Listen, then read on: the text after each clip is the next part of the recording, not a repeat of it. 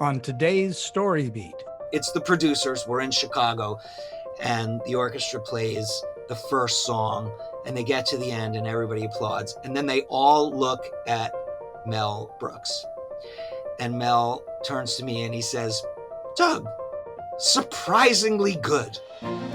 This is StoryBeat with Steve Cuden, a podcast for the creative mind. StoryBeat explores how masters of creativity develop and produce brilliant works that people everywhere love and admire.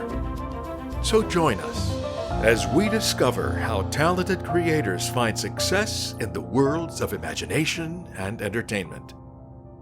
Here now is your host, Steve Cuden. Thanks for joining us on StoryBeat. We're coming to you from the Steel City, Pittsburgh, Pennsylvania. Well, my guest today, Doug Besterman, is a much-in-demand orchestrator, arranger, and composer whose works span Broadway, film, television, and concert stages. Doug's been nominated for the Tony Award 6 times, winning for The Producers, Thoroughly Modern Millie, and Fosse. With a career that includes numerous other iconic productions such as Young Frankenstein, Sister Act, and Anastasia, Doug has helped shape the sound of modern musical theater. Recent Broadway credits include Death Becomes Her, Smash, and Boop.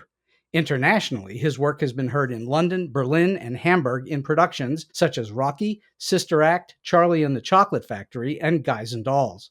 Doug's film and TV orchestration credits include Mary Poppins Returns, the live-action films of Aladdin, Beauty and the Beast, and the Little Mermaid, Chicago, Frozen, Smash, and Schmigadoon.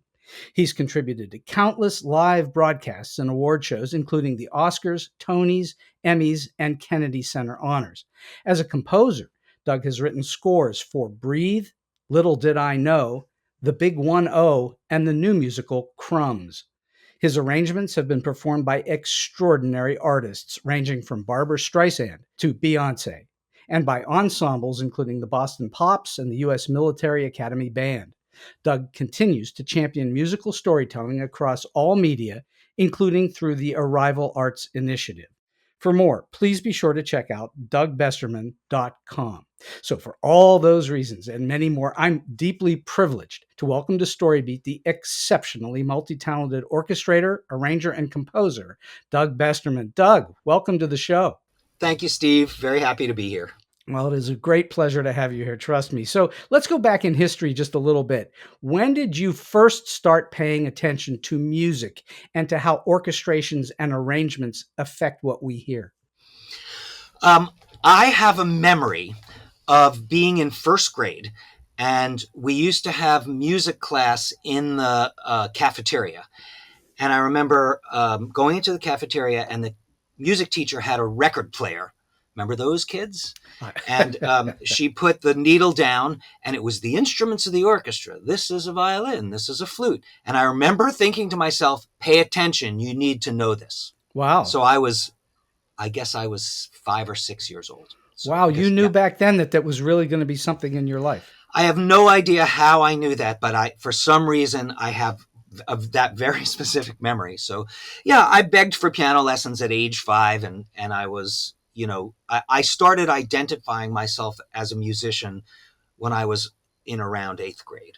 Were you a natural at it? Did you just take like a duck to water? Was it first class for you? I just loved it. I was never a great player. I'm a decent pianist. I played the French horn also. I was good on the French horn. I mean, good enough to play at a really advanced college level, but not good enough to be a professional on either instrument. But what they always said about me was that I played very musically. And so I think, yes, I think music was my language from the very beginning. So explain for the listeners, when you say you played musically, what does that mean? When I played, you could hear me interpreting the music as I played. So I would phrase the music. I would give it personality and life while I played it, because I could hear how I wanted the music to sound, how I wanted the listener to feel when I was playing, even though I didn't have a great deal of technical facility. Using what I had, that was how I would play. You gave it your voice. Yes, exactly right. And I think that's a super important thing. Many musicians play technically correctly, but there's no life to it. It's not that interesting to listen to. You're saying that even though you weren't playing technically perfectly, it had a life. Yes, and I think that is what separates, at least initially, an amateur musician from a professional one, in the sense that, look, so many people love music and they'll pick up an instrument and they'll play it, and that's wonderful. But what then makes people look at that musician and say, you could be a professional, is that connection to the interpretation through that instrument. There's another level that professionals get to. And I'm not saying that to sound immodest, but I mean, that is kind of the defining characteristic of what makes somebody a musician as opposed to a person who likes to play music. So you've had a heck of a career not being a musician per se, but making music sound a certain way. Not a performing musician. Yes, for Right. sure. Yeah. Well, obviously you're a musician. You've got to understand all Right. that, but not someone that goes on stage. You've never done a concert of your own work with you playing it, I assume. No, heaven forbid. So I tell the listeners then what orchestrating and arranging is. What are those things? And what are the differences? Right. Is there a difference between one and the other, orchestrating and arranging? Yeah, well, let's talk about those things, because there's a technical difference and then there's, the sort of practical differences. So orchestration, by definition, is taking music, let's say, written for piano, and adapting it, expanding it for an ensemble of instruments larger than just piano. So that could be anything from piano, bass, and drums, or a string quartet, or a small jazz ensemble, to a symphony orchestra. And so I translate what's in the piano music into the notes and the textures and the colors that an orchestra would play. So that's orchestration, meaning that if I'm starting with a piano part, that piano part is a complete composition. It has all the melody, harmony parts fully fleshed out. If somebody played it on piano, it would sound like a finished piece of music. And then when I orchestrate it, I adapt that piece of music for an ensemble of some kind. Arranging is the addition of some of those elements that I just mentioned. So you might be adding or changing harmonies. You might be writing an intro, an ending, counterlines, transitions, changing the feel of something, adapting it. Maybe it started as a waltz and now they want it as a bossa nova. So that would be arranging.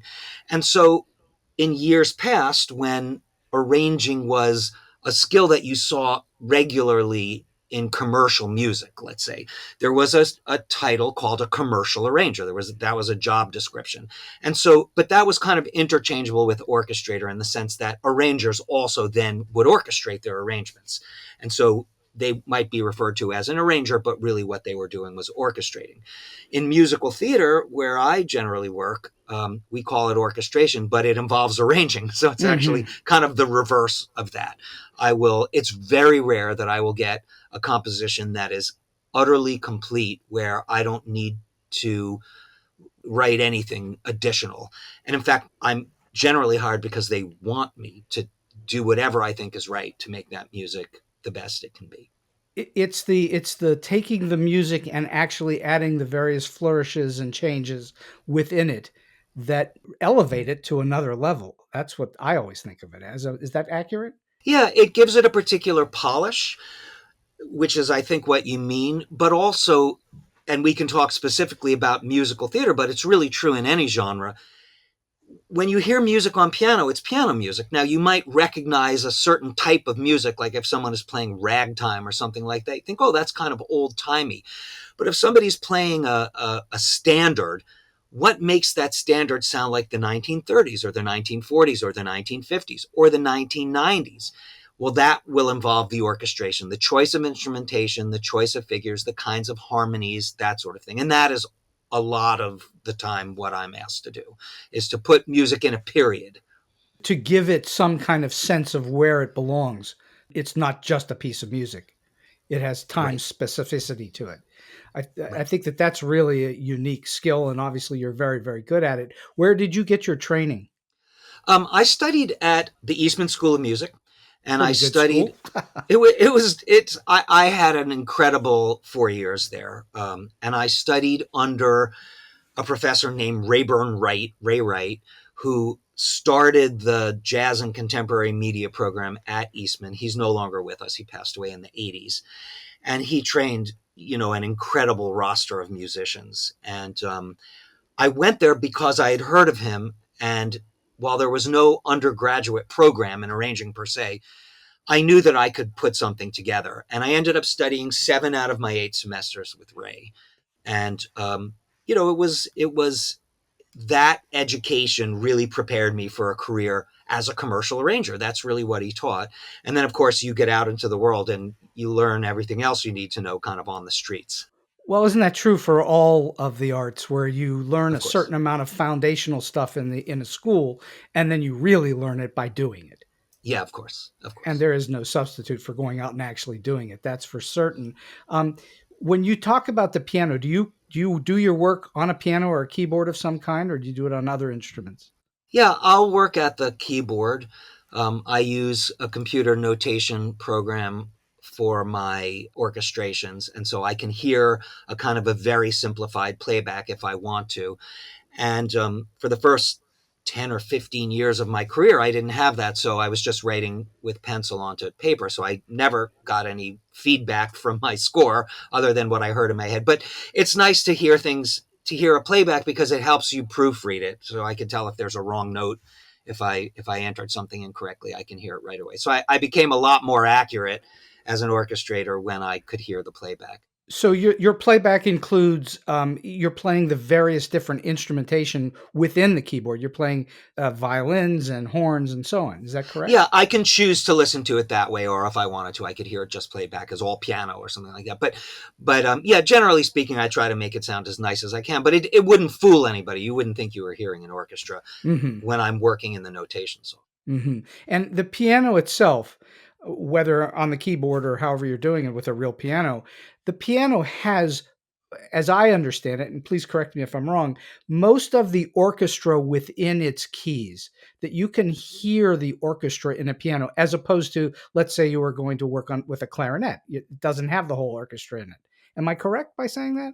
yeah, well, keyboards, if we're talking about that sort of general category of keyboards, and yes, it has a piano keyboard, so we could refer to it as a piano. But so if we're talking about a synthesizer or a sampler or some sort of a digital instrument that lives in a computer, which is really nowadays what we're talking about, you can emulate the sounds of the orchestra, any sound really, at a very, very high level. And so, yes, if I spent the time, and sometimes I am asked to do that, and that's a different process from orchestration. It's not just orchestration. There's a process of making what we call a mock-up of an orchestration. So it's literally just what it sounds like. It's mocking up the sound of an orchestra for the purpose of, oftentimes it's for the purpose of approvals. If you're working on a film and the director or directors want to hear what this song will sound like when it's fully orchestrated, you'll do a mock-up. So then you really spend time to get it to sound good. Do you do the same thing in the theater? Do you mock it up sometimes? There isn't time generally. I have rarely been asked to make mock-ups in the theater, just because the workflow is so different in theater than it is in the kinds of films that I do. Now, film deadlines can be very, very intense, and there is a system now in the business in place for under those really intense deadlines for there being mock-ups generated in the film world. But that usually involves a team of people, and I tend to work as a solo individual without a team. So it would be too much for one person to do. You don't hand your work off to others to help you like some arrangers do. No, I had a friend who once said to me, Doug, you work too hard. You should be on the golf course and have an assistant who you say, orchestrate that in my happy style. Orchestrated in your happy style. Yeah. Yeah, he couldn't understand why I work so hard. But, that's the thing. When I get hired, they get hired because they want me to do my thing. So, yeah, sometimes orchestrators will get behind. or things will be coming in at the last minute and we can't make our deadline. So then you'll ask someone to come in and help you, but then they'll get that person's style, and you try to cast the right person in that role if they're coming in to do a show with you. And I have many colleagues that have done that for me, and I've done that for other colleagues as well. But generally speaking, when I get hired, or when any of my colleagues get hired, we're hired because they want our individual taste. Sure. Well, I certainly personally know a number of people who are, for lack of a better word, ghosts. They will actually come in and they will do part of the orchestration because there's just too much material under too tight of a deadline, and but somebody else gets the credit. Yes. Yeah. There's a certain amount of that. Sometimes we'll ghost for each other. In theater, there's kind of a way of crediting people even when they've just helped out a little bit. You can do that too. It just depends on the situation. Mm-hmm. But yes, it's the concept is the same. There'll be somebody who's getting the main credit, and then there'll be helpers who either have a less significant credit or no credit. All right, so let's go to the beginning of your process when someone contacts you, a producer, I assume, or someone like that in the chain of command contacts you and says, we'd like to hire you to do this show, whatever this show is. What is the first thing that happens? Do they present you with the music? How does it work? What's the first thing that happens? Yeah, generally they'll contact me and they'll say, we'd like to know if you're interested. Can we send you some material and give it a listen and see if you think it's in your wheelhouse? That'll sometimes happen. That's, I think, a smart way of doing it because, somebody might come to me with something and I might listen to it and say, that's just not for me. I'm not going to be able to do it justice. That hasn't happened yet, but I think it's, if somebody came to me and said, Doug, could you do this hip hop musical? Yeah, I could probably fake it, but you might want to get somebody that's really an expert in that style. So. Mm-hmm. So then I will listen to the material, and more often than not, I will say, yes, I think there's something I can add to this. And then we'll have a conversation, meaning myself and the producer, or myself and the composer, lyricist, or composers, or whatever it happens to be on that project. And we'll have a get to know you kind of meeting and talk about orchestration in general. It's very hard, if somebody says to me, well, how would you orchestrate this number? I wouldn't know how to answer that question. It's like that old quote about dancing about architecture. I don't know how to talk about orchestration. I have to show you. But oftentimes, just in having a conversation, we'll arrive at a sense of whether or not we would work well together. So they're not looking for you to dictate to them what the ultimate sound is. They're looking for you to interpret what their vision is, and then your vision comes in on top of it. Is that a good way to say it? Yeah. By the time somebody gets to me, just because, I tend to work at a particular level, a lot of those questions have already been answered. They're not just starting out writing musicals and they haven't learned how to ask themselves these kind of questions yet. So they will know what era the show is set in. They will have musical references, possibly, if they've used those to write the score, or they will say, this is in the style of, and we'll name a band, or we'll name another score or a composer or something to clue me into the kind of music that they're hearing in their head when they're thinking about the sound of their score. And 99% of the time, they're able to communicate that to me really, really clearly. So like when you get hired to do a Mary Poppins Returns being written by Mark Shaman and Scott Whitman, I'm assuming that there was a conversation about it feeling like the way the Sherman Brothers might have done it. Oh, absolutely. Absolutely. Mark loved the original movie. I mean, I did too. And that was one of the things that we really bonded over when we started working on that project, is how well we knew the orchestrations of the original movie. And so he knew exactly what he wanted it to sound like. And so then all the orchestrators that came in on that film, we had a great reference. We could go back and listen to those original orchestrations. And, that was Irwin Kostal. And that's trying to live up to that level. But it was fun. It was so much fun. That film was a particular joy. The combination of that era and style of music and then Shaman's score, which was just phenomenal. Well, I'm pleased to say that the director of that movie, Rob Marshall, has also been on this podcast. So yeah, Rob's wonderful. Yeah, he's a very wonderful human being. All right, so now you've got the music. You've had this conversation. how do you go from there? How do you decide which instruments to add and not add? Well, one of the first things we'll do is the producers will let me know how many musicians they'll be employing.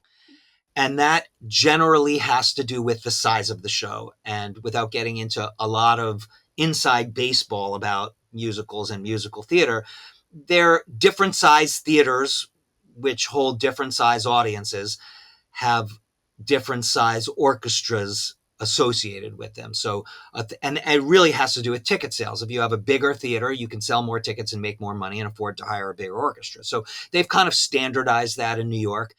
And if they're going out of town first, let's say the show's going to premiere in Chicago and then they're going to bring it to New York, they'll try to coordinate it so that the orchestrations that they'll ultimately end up with in New York will try to write those orchestrations for that number of musicians in the out of town city. So they'll have an idea of what that number is. Let's say it's 14. And so then I get to decide in concert with the composers, the musical team. There might be a musical supervisor, a musical director, maybe a dance arranger. We'll start talking about what the demands of the score will be and what instrumentation will best serve that score. And I really ultimately have the final say, but it's a collaborative conversation. So we'll arrive at, and that's a very important step. If you get that wrong, then you suffer for the whole rest of the project with the wrong orchestra. You have to spend some time thinking about that and get that right. So that's the next thing that happens is we choose the orchestra. And then usually the orchestrator doesn't start writing until the show goes into rehearsal because there are questions that they won't be able to answer until the show is in rehearsal. Maybe the routines of the score, of each song aren't set yet. They don't know exactly how long the intro will be or the ending will be. It hasn't been staged. They don't know what they're going to need. They don't know how long the dialogue in the middle will be. They don't know what key the singer sings in, that sort of thing. If there's dance music, that has to be written. It has to be staged. They have to look at it. They have to make decisions about it. They might make certain sections shorter, certain sections longer. So there's a process that they have to go through in rehearsal. But often there are a few numbers that over the course of the history of the development of the show have not changed significantly. And if I can, I will start with those as early as possible in the process. But usually we have 4 to 6 weeks as an orchestrator to orchestrate a show. And we're talking about anywhere from 2,500 to 4,000 measures of music. So it's a very big task. 4,000's at the outside. That's Les Mis. But I've done shows that were more, but they were I did a show that was like a cantata, it was all music for 2.5 hours, and that was 5,000 measures. But and you did that one in 6 weeks as well? Yes, but not by myself. There were 5 of us. I did Act 1, and the other 4 people did Act 2, or something like that. I did half the show, and the other 4 did the other half. So that was crazy. Wow. So that must be very intense. It was very intense, yeah. But usually one orchestrator, if things are moving along regularly schedule-wise, if they don't get behind in rehearsal or there's not something that they're stuck on that they can't figure out, one person can do it if you're working quickly and efficiently. Okay, so now the producers have said you have budgetarily, size-wise of the theater, you now have 14 instruments. It's up to you to decide which 14, am I correct? That's right, yes. And how do you make that decision? Is it based on that era of the show and that sort of thing? What kind of instruments you use? All of those things. Yeah. What does the show sound like? If it's 1920s, then that'll determine, I'm going to want to have an orchestra of the kind that you would have had in the 1920s to play that kind of music. If it's contemporary, it might be more of a rock band, let's say, with other instruments, maybe on a show like Sister Act or Bronx Tale, it was a rhythm section with a percussionist, keyboards, guitar, bass drums, and then horns. It was rock and roll horns, So it's really determined by what the demands of the score are, that period, and the style of music. Can the keyboards then supplement and add instrumentation throughout the show? They can, yeah. But remember, a keyboardist has 2 hands and 10 fingers, so there's only so much that they can do. And keyboard synthesizers, samplers, digital representations of live instruments are good at some things and not good at other things, especially Sure. when they're played live. When you're doing it bit by bit in your studio and building up a mock-up, you can get away with more. But in a live setting, it's got to be playable and achievable. And we push it, like we really push the bounds of that as much as we can in live theater. And now No in the doubt. last decade or so, maybe a little more, we can do pre-records as well. So there's that element that's now come into play. Do the musicians, does that bother them? Things are pre-recorded? Yeah, well, you can't pre-record a live musician. So you can't, not on Broadway, you can't hire a string section and pre-record it and say, we don't need strings, thank you very much. But you can augment with samples with digital. In other words, you can sort of have more keyboards in a way. And you usually use that for rhythmic elements or things that need to be very, tightly controlled. But sometimes there'll be other things on there. But as long as we've hired the minimum number of players that we're required to hire, we're now allowed to supplement with digital versions of, extra sounds that we might want. Can you make a smaller orchestra sound big? Well, that's what we're asked to do. I mean, on one of the shows I did all the shows really, but Death Becomes Her in particular, that needed to sound genuinely symphonic. And on that show on Broadway, we had 14. So we did all kinds of tricks, in the keyboards, with pre-records, with whatever we could come up with to make it sound the way it needed to sound. Well, I've seen Death Becomes Her, and it is spectacular. Your work Thank is you. spectacular on it. So Thank you. congratulations to that. Uh, do you ever conduct the music as well? I do conduct. I don't conduct on Broadway. That's a separate job description. Usually, there are cases where there have been music direct. Well, I'm not even. It used to be that you couldn't be the music director and the orchestrator, but I think you can be the music supervisor now in the orchestrator, and maybe that's been relaxed over the years. But I've never done that job. I have conducted film sessions and I've conducted concerts and that sort of thing, but not on Broadway. No. Do you enjoy that? Oh, I love conducting. Yeah, there's nothing better.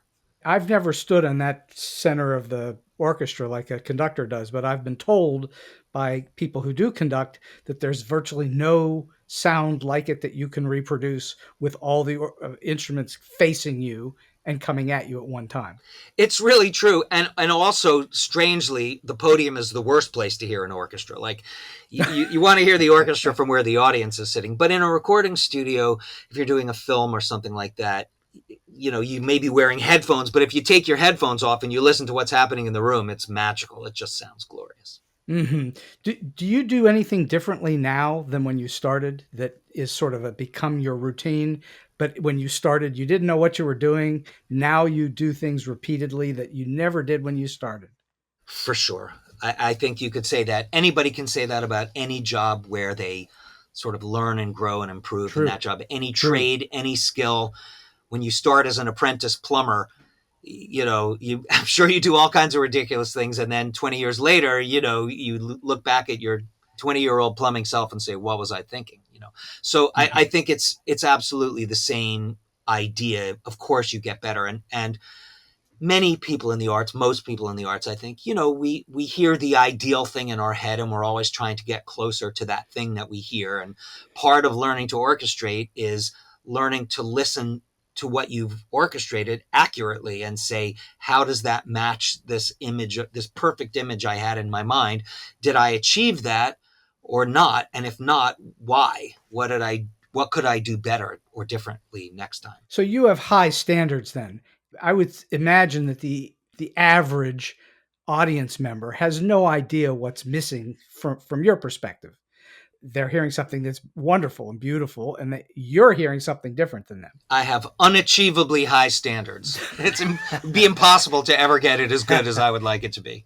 Well, guess what? You and me both. So let's leave it at that. No matter what you do, as you always see the seams in the work. You always see where the stitching didn't go together right. For sure. Pretty much no one else does unless they're in the room with you and you're having that conversation. So I'm going to ask you a question I ask lots of guests. I'm always fascinated by the answer. What for you makes a good piece of music good? Wow. What makes a good piece of? Well, I think if I feel something, I mean, I think that's really the bottom line.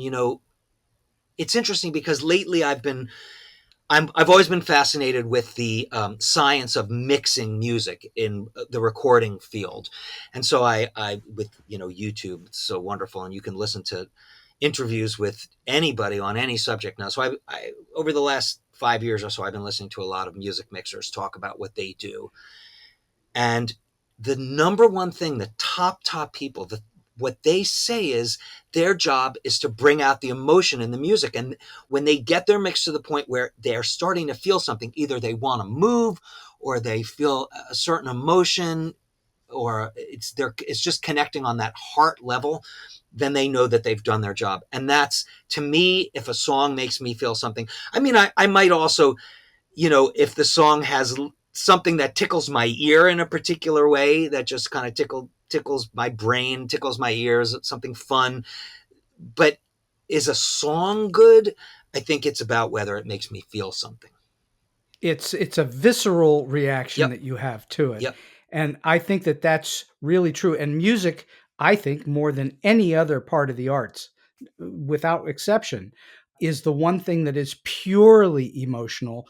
There's really, you're not listening to words unless it's a song, obviously, but the music part of it is visceral. Is the same for you? Yeah, it absolutely is. I mean, I you know I remember Leonard Bernstein talked about this. He said, "Does music have a story?" And he said, "Well, we can impose a story on it, but ultimately it's just a combination of tones and textures. It's just sounds." And so it's really an incredible phenomenon if you think about it, because it makes us feel something, and there's no reason you can explain as to why it does. We just feel certain things, and some of it is familiarity, and some of it is nostalgia. A song might remind you of something, but it's just incredible how it does that. That it does that at all is miraculous. So you go to a different level for, I think, for most people that listen to orchestra music, pure orchestra music, aren't listening for the words. They're getting that emotion out of the music itself. But you go to another level. There's this beautiful thing in musical theater or in, songwriting, that you have words and the words get added in. Is it different for you to orchestrate a song than a piece of music or a bit of underscore for a movie? Oh yes, absolutely. Yeah, it's a different skill. Yeah. Tell us what those differences are. Well, musical theater, and I'm not the first one to say this, musical theater, I believe, is a lyricist's medium. And when I say that, it's really about what makes musical theater musical theater. So there's symphonic music or purely instrumental music, no lyrics involved. Then there's something like opera, but the music is the most important thing in an opera, really. The libretto of an opera, oftentimes it might be very repetitive. The expectation was never that the words were going to be sublime in a particular way. It was really about hearing the music. But that changed when we went from opera to operetta and more popular stories were being told, and then into musical theater. And I'm not qualified to do a musical theater history class, but from what I have been taught about musicals, what happened was the art evolved to where the stories were being told partly in dialogue, and then the emotions and the internal information state of the character's emotions, internal emotions, would then be revealed oftentimes through the lyrics of the song. And when that happened, that became musical theater the way we know it. The beauty part about musical theater is when we write a screenplay, because I've taught both screenwriting and musical theater writing, and I've written a book on both. Yes. So, so the beauty part of musical is in a screenplay, you only get two emotions, sight and sound, and the audience can only receive what we're telling them through dialogue or visual action. Those are the only two things. But a musical, we can go inside of a character's thoughts like a novel can. Yes. And that's the beauty part of it. Yes. So when you orchestrate a song, do you treat it, how do you treat it differently than just a pure piece of music? Is there something you need to do to not have the music overwhelm, or what do you do? Yes, exactly that. You have to make sure that you're supporting the lyrics. Now, the first person whose job it is to do that is the composer. The composer and lyricist have to work together and arrive at consensus that that music is telling the same story that the lyrics are telling in a sympathetic way. That when the lyrics achieve their peak of emotion, the music is achieving that peak. Or if that's not the case, that there's some device that they're using, either, pulling back on the emotion of the music to let the lyrics shine through, or, there's different devices you can use. But the point being that they've arrived at consensus. And then my job is to color that. I don't want to get in the way of that. I don't want to mess that up. I want to make sure that I'm supporting it. And so the first thing I do is I pay attention to what's the story that this lyric is telling. How is the music supporting that story? And then what do I need to do to bring the orchestral, I'm using orchestral, it might not be an orchestra, it could be a rock band, but the instrumental colors of that particular piece. How can I use those colors to now further support the storytelling that was started by the lyricist and the composer and the book writer too. In the book, for sure. Yeah. The key there is that you're the support for it, not the show itself. And sometimes I go to shows and sometimes the music overwhelms the singers. And that has to do with obviously a technical mix in the theater as well as other things. But you then go in a motion picture score, you can then have the music swell and soar in ways that would be less palatable in the musical theater. Is that true? Yeah, I mean, you're not worrying about a singer. You may be worrying about dialogue, so there's that to be thinking about too. But, then there's the sound mixer in a film who will duck the music under or adjust so it doesn't compete with sound effects. And a good orchestrator, a good composer know that those things are coming, and they'll leave room for dialogue. They'll leave room for sound effects. If it's an action sequence, you don't need to hit every explosion with a bass drum. The explosion's doing that. You can do other things, So it's the same idea. You want to make sure you're supporting the lyric, but not overwhelming it. And then we have other dimensions of storytelling in musical theater, such as dance music. And now there's no lyric. So the orchestra has to have another level that it can reach in terms of its volume and its scope and its completeness to be able to, the orchestra now has to carry the melody. Whereas in a song, the melody is carried by the singer.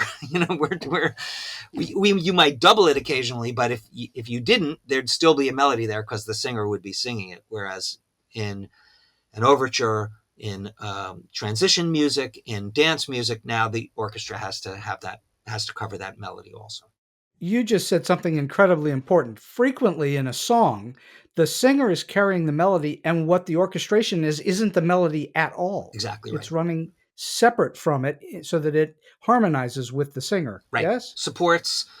Yeah. And there's like a painting. There's the foreground, middle ground, and background. We think about that. The foreground in a song is the singer and the melody and the lyrics. Mm-hmm. And then you have a middle ground and a background, and you think about how you're going to, and then sometimes the orchestra in between lyrics will peek through and have a foreground for the moment and then step back and just be supporting. And so you have to think about those things. Focus, where's your focus? So in the musical theater, by the time the work gets to you, it's already been decided where songs have gone because the songs are already written. Yes. They're just not orchestrated yet. Yes. In a movie, are you part of the process of then spotting music cues? Is that part of your job or not? Well, not as an orchestrator. No, that's the composer's job. And I have composed a little bit for film. And so then you sit with the director and the director talks to you about the film and the kind of music they want. There'll often be a temp score, which they've put together, or the music editor, they put together with the music editor or the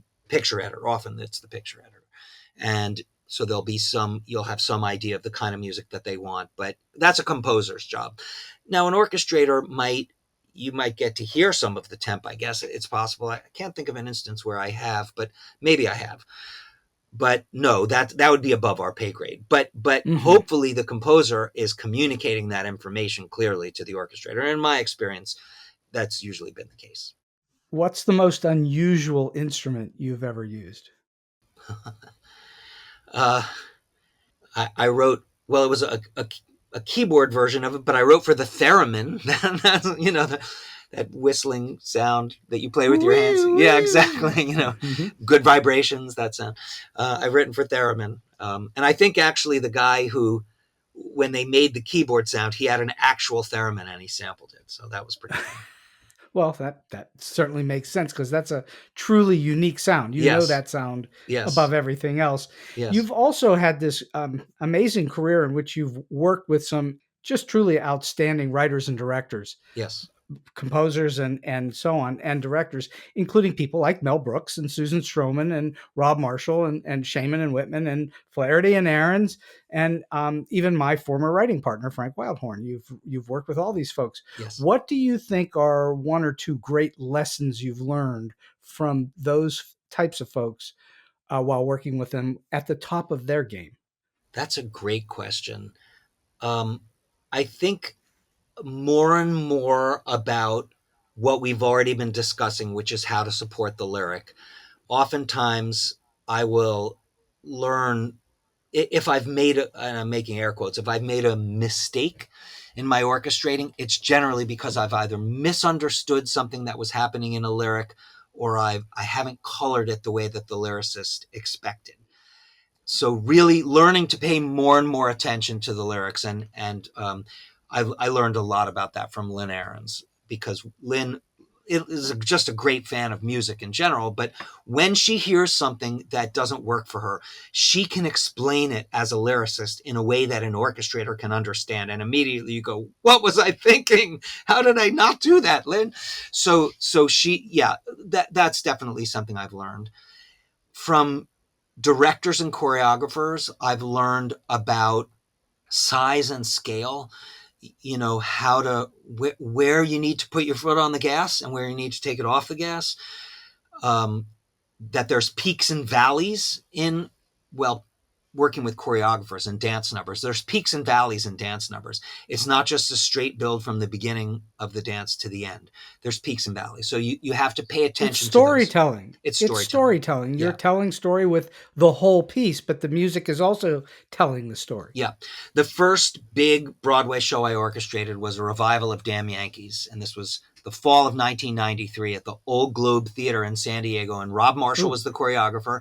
And Wow. I'd never worked with Rob before. And I was brand new. They were just I had been given my break to orchestrate this show out of town. And if they liked it, maybe I'd get to be the orchestrator on Broadway. And it worked out, luckily. But I remember Rob saying to me at one point, why didn't you start this dance arrangement with the brass? And I said, well, we have a long way to go. I wanted to start with the saxes and then, have someplace to go. He said, start with the brass and then take them away. And I thought, oh my God, that makes so much sense. Announce the beginning of this dance arrangement, and then we can go into we can start to have our peaks and valleys. But let's start with an announcement. And he was absolutely right. And so that was one of the very first lessons I learned from a choreographer, was that from Rob. That's huge. Yeah. I mean, because obviously that's not something, sometimes it'll just be utterly counterintuitive, and that's the thing that works. Yeah. I mean, what I said made sense, but it wasn't right. You know what I mean? Like it wasn't illogical, but really the better choice would be to do what Rob said, which is what I learned. So you've also then orchestrated for very famous people. I've already mentioned Barbra Streisand and Beyonce. Were you working with them too, or were you sort of separate from that whole circus? Well, we should clarify Beyonce. It's on my resume, because how could you not put Beyonce on your resume? Of course. But I orchestrated for Beyonce a long, long time ago. She was baby Beyonce. She was still Beyonce Knowles. And it was the first time she'd ever sung with an orchestra. It was for a benefit that Larry Blank, actually, we mentioned Larry Blank. He's a wonderful orchestrator and a good friend, but he was music directing a benefit, and she was an up and coming singer. And she sang something from West Side Story. I think it was Somewhere. And she'd never sung with an orchestra before. Oh my gosh, she was, I didn't meet her, but I remember Larry saying she was so overwhelmed with joy at having getting to work with an orchestra for the first time. So that was my one time working with Beyonce. I mean, I worked with Toni Braxton once too, but Barbra Streisand I worked with directly a number of times, and really worked with her, like got notes from her and all of that. Yeah, She's very involved in that. absolutely. Yeah, absolutely. I'm almost finished reading her autobiography, and she's really involved. Yeah. It's wonderful. Yeah. And it's all true. I mean, the way she talks about herself, and she's very frank about the kind of person she is professionally, is very true. And it can be, anytime you're working with somebody who you're having to measure by their yardstick constantly, it can be kind of maddening. But on the other hand, you know exactly what she wants. You just have to try to figure out how to get there. And so in another sense, it's actually very easy to work with her as long as you can figure out, what she's asking for. Well, that's a very big yardstick. Yeah. Huge. Yeah. And she has incredible taste. So we're talking about somebody who, really, they're just not going to ask for anything, that doesn't make sense. It's all in just huge taste level. So in a case like a Barbra Streisand, when you present the orchestration to her, does she gives you notes and you get it to the point where she's satisfied? Is that usually a relatively easy thing to do, or is it really a struggle? You're talking about with Streisand? Yes, with her in particular, because we're talking about her level of taste and so on. Famously, with her, it can be a struggle. Those aren't my stories to tell. My experiences with her, it was not much of a struggle. There were things to do and little things to change, but I was fortunate. I haven't written, that many minutes of orchestration for her, but the stuff that I have written went well, relatively speaking. Yeah. Well, I listened to those songs that you have on your website, and they're just beautiful. Oh, thank you. The orchestrations are beautiful. So you are also a composer. You're not just an orchestrator. Yes. When you decide you're going to work on a piece, either a song or an entire musical, where do you typically start as a composer? Because now you don't have something to work with. You've got literally a blank page. Where do you start? What is your typical way of beginning? Yeah, I ask myself similar questions as a composer as I would as an orchestrator, except the answer isn't already there. I have to come up with it. So what period is this set in? Are we doing a pastiche of a particular period of music or style of music, or is it the stuff I write has more or less been for musical theater. I've written a few sort of standalone pop songs, that sort of thing, and usually co-written. But that world there's a lot of co-writing. So I may have come in as a co-producer and contributor on a song, that sort of thing. But so then it's sort of clear you're writing in a pop style for a particular singer, that sort of thing. But in musical theater, you're asking yourself, what genre is this? And so that's really the first question. And I recently came in on a project, and there were a couple of writers already writing on it, and they asked me to come in and help. And I said, what era are we in? And they said, we're not quite sure yet. What do you think? And I said, I think this is indie rock. And it was so really? Yeah. And so then we started doing it that way, and it kind of made sense because, what is indie rock? There's a huge field you can play in, huge sandbox you can play in if you call something indie rock. So, but it's not ragtime. No, exactly right. Exactly right. And it's not just sort of generic musical theater, and it's not 70s middle of the road pop music. It's a very specific genre. What it sounds. Most people, when you say indie rock, they know what that sounds like. Well, you've worked with David Foster, obviously. Yes. And he has a certain sound. Yes, he does. I mean, you can recognize a David Foster song on the radio. He had to have produced it because it has a certain sound to it. For sure. And so when you worked on Boop, I'm assuming that you kind of went down that road with him. Oh, yeah. Yeah. And there was a long period of development on that show. And David, as a producer, over the years would create kind of demo versions, and some more than demos, like fully produced tracks of these songs. So in certain instances, I had a template to work from that was pretty well fleshed out. And I'm a huge David Foster fan. I was before I met him. I didn't need to do any catch up on David Foster when I got hired to do Poop. I already knew his entire catalog backwards and forwards. And so, which was really fun for me. And, getting to work with him was a bucket list item for me. It really was. I loved working with David. We got along very well. No doubt. So what, as a composer, what did you learn from him he's a very specific composer? Oh yeah. Well, it's what I said. It's all heart. I mean, the things that work well in his music are when it just is something that just pulls at the heartstrings in a particular way. And it's both in his songwriting and then how he kind of arranges his own songs. And I remember at one point we were listening to an orchestration, and this wasn't in the songwriting per se, but it's hard to separate because it was a string counterline that he had written and that I had not changed because it was just perfect. And we were listening to it and I went, oh, that's counterline. And he said, things like that, it just tugs at the heartstrings in a particular way. And we don't know why it does, but it just does. And so that's with David, it's just all about the heart and the feeling behind it. How much do you consider the audience as you're working? Are you thinking about the audience and their reaction, or not at all? That's a really great question. I think about the audience all the time. I think you could still be a good orchestrator and not particularly think about the audience, but I do. I think about the audience's experience. And one of the reasons why I do, in fact, I told my wife this when we were first meeting, and I think she was like, oh, this guy's kind of interesting. Hi, honey. I have to say hi.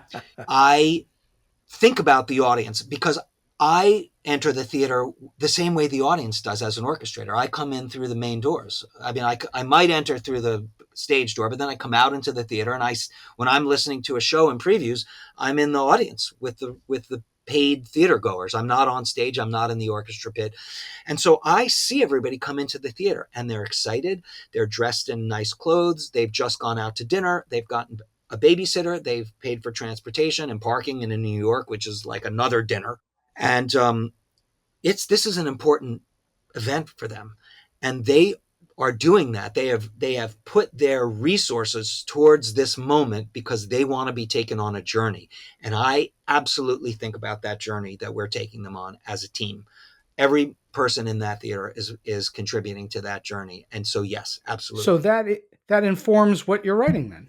It does. It does. When we get to something where we're conspiring to be incredibly exciting, I want it to be the most exciting thing they've ever heard. I want them to be so excited when they hear that orchestration that they feel like they're getting every penny of their ticket dollar, Do you think the audience has an appreciation that someone has sat down and taken notes from written on a piano and turned it into this lush thing? Do you think the audience gets it?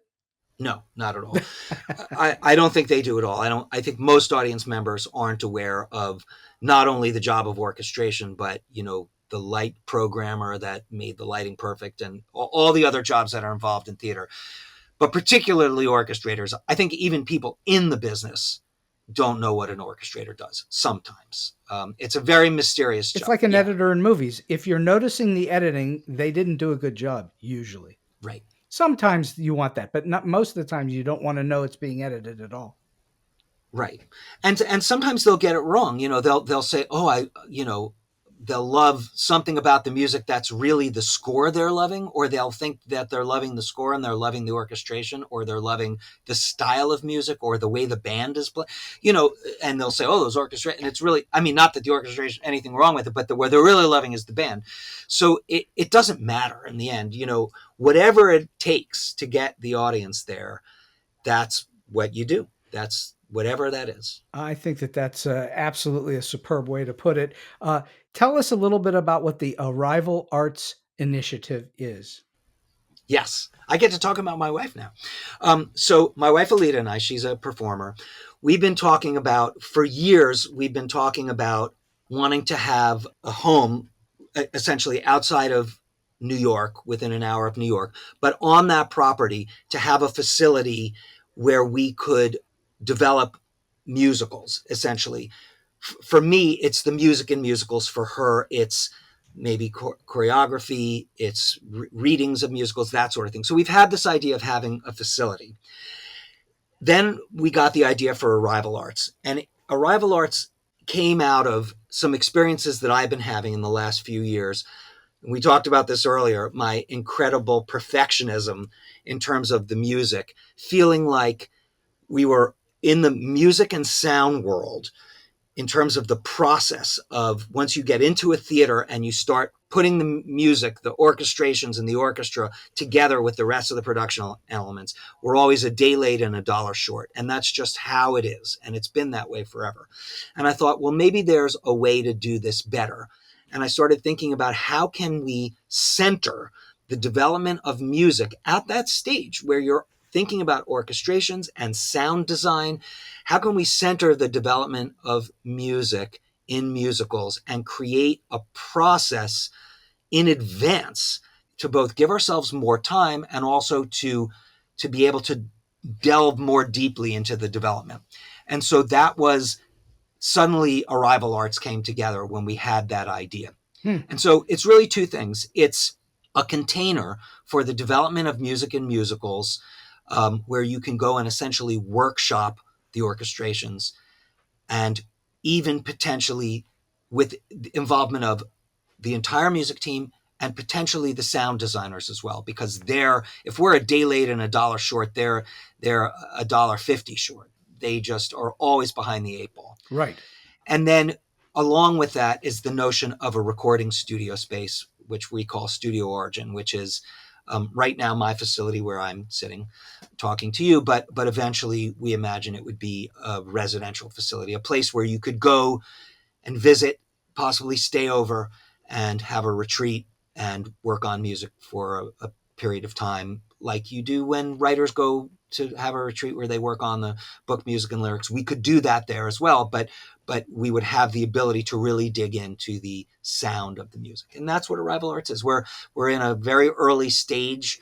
We're having a lot of conversations with people. We have a sort of baby website and some articles that I've written that just talk about some of the issues that I'm talking about here. But this is something that we're in the process of launching and really excited. So the focus is on the sound in musicals, on how the development of the stuff that comes out sonically is. The audio experience, yeah, so particularly around the music. Yeah, sound designers have sound effects all taken care of, and dialogue. But when people start to sing or speak within songs, and you have a combination of music, singing, and even potentially sound effects within songs, then we could all use more time and become more synchronized in how we approach it. And that's what Arrival Arts is going to attempt to address.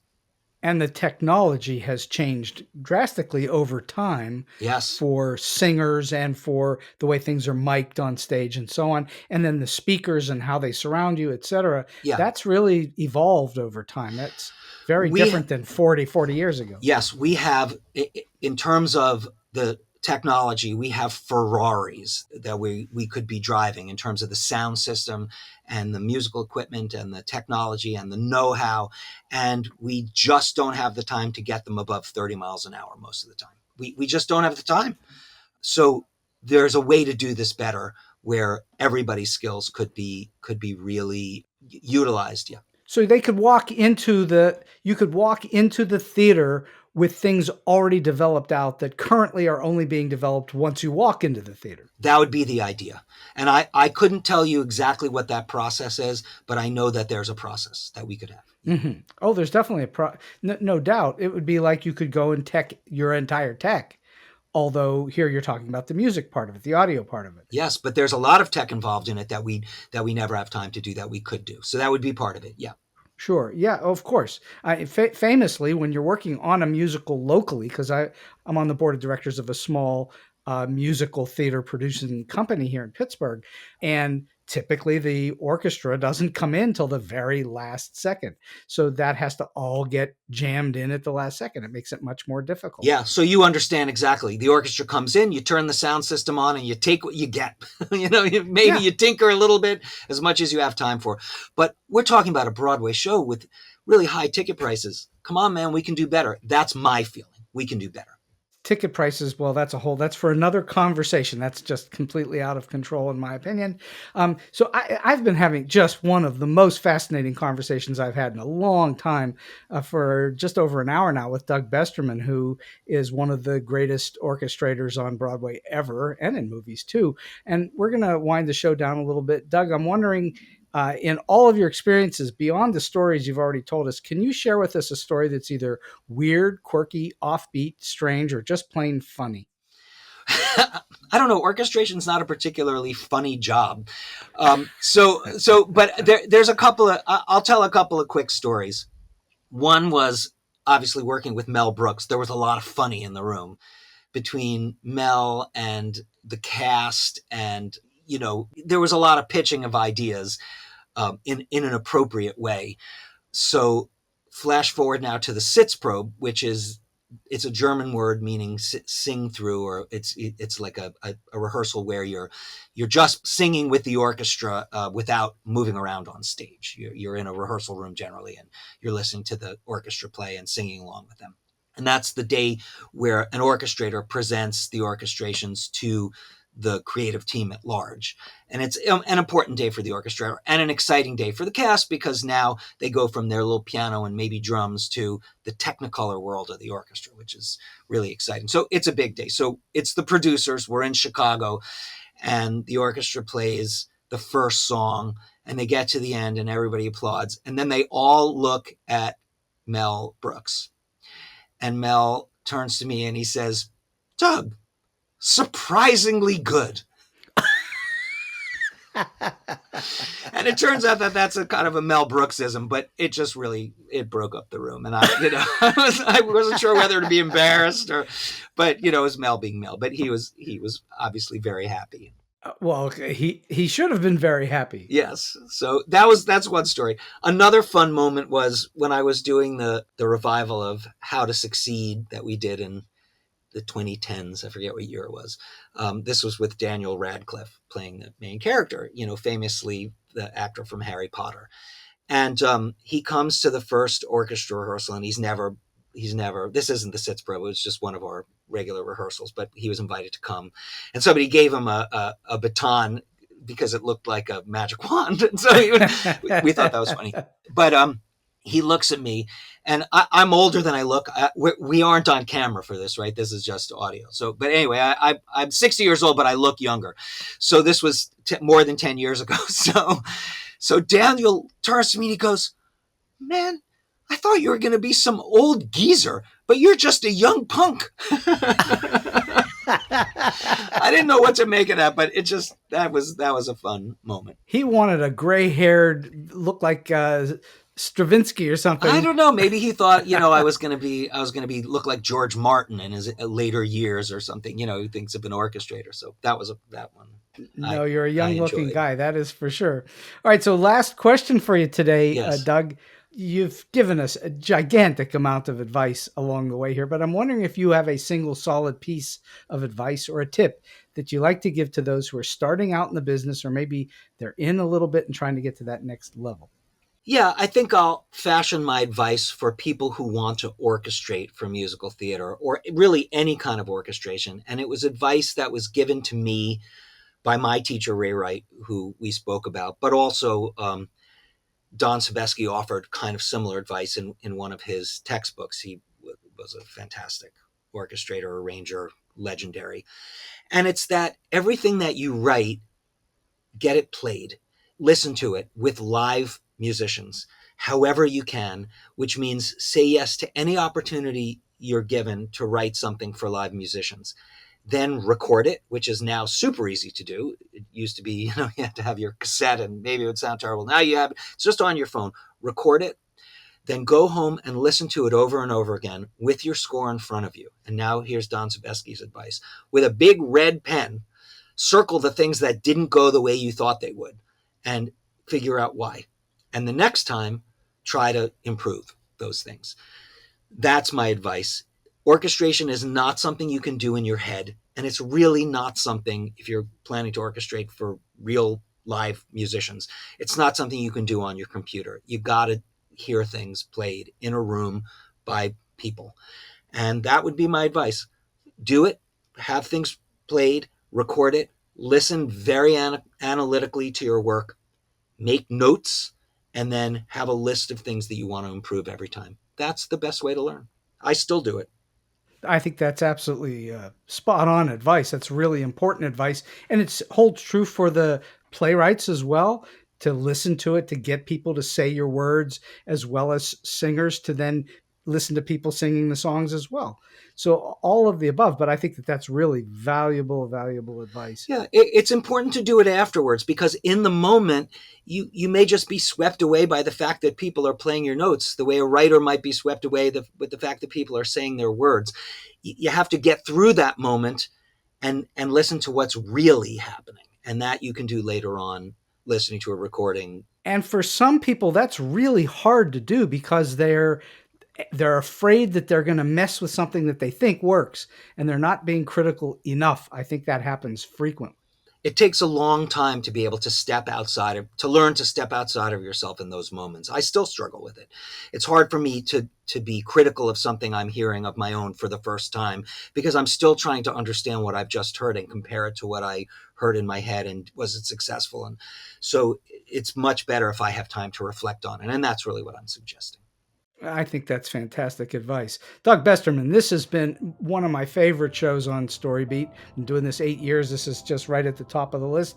I can't thank you enough for your time, your energy, and for your wisdom. I can't thank you enough. You're very welcome. Thank you for having me. And so we've come to the end of today's StoryBeat. If you like this episode, won't you please take a moment to give us a comment, rating, or review on whatever app or platform you're listening to.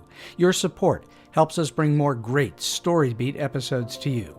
StoryBeat is available on all major podcast apps and platforms, including Apple Podcasts, YouTube, Spotify, iHeartRadio, TuneIn, and many others. Until next time, I'm Steve Cuden, and may all your stories be unforgettable.